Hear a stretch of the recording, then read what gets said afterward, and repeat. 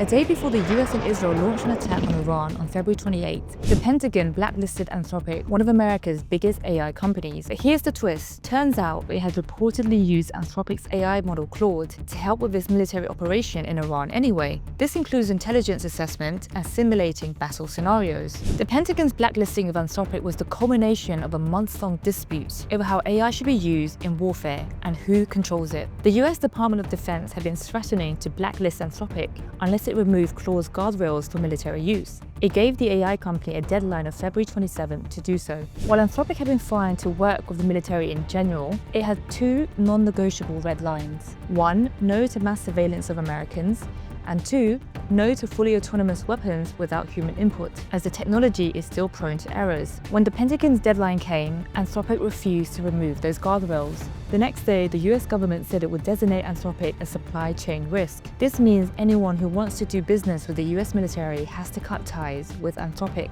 Usually, this type of designation happens to foreign companies, not Silicon Valley startups. The timing of the deadline and the following US strike on Iran led many to speculate whether this was more than a coincidence. On the surface, the Pentagon may have publicly denounced Anthropic, but the reality of switching to a new AI system is messy, since Claude is deeply embedded in its classified network. This whole dispute raises questions over who should control AI in the military. Should a private company have a say in how its technology is used in warfare? Or does the national security of a government override that once a contract is signed? Last July, when Anthropic signed a $200 million contract with the Pentagon, it kept these safety guardrails. The tension between the two escalated in January. Reports surfaced that the US had used Claude in its operation to abduct Venezuelan President Nicolas Maduro, although it's unclear how. Anthropic raised concerns with the Pentagon over how its technology was used. This led US officials to ask for unrestricted access to Claude for military purposes, which Anthropic refused. OpenAI has stepped in and struck a deal with the Pentagon. But this is more than just corporate bickering. By sidelining an AI company that has some safety conditions, the US government is saying speed is more important than accuracy. This is a sentiment previously echoed by Pete Hegseth, the US Secretary of War. For now, the Pentagon appears dependent on the very same technology it publicly denounced. But once Anthropic is gone, what role will AI play in the US military and under what rules? While we don't fully know the answers to these questions, we do know that the company which asked them has been shown the door.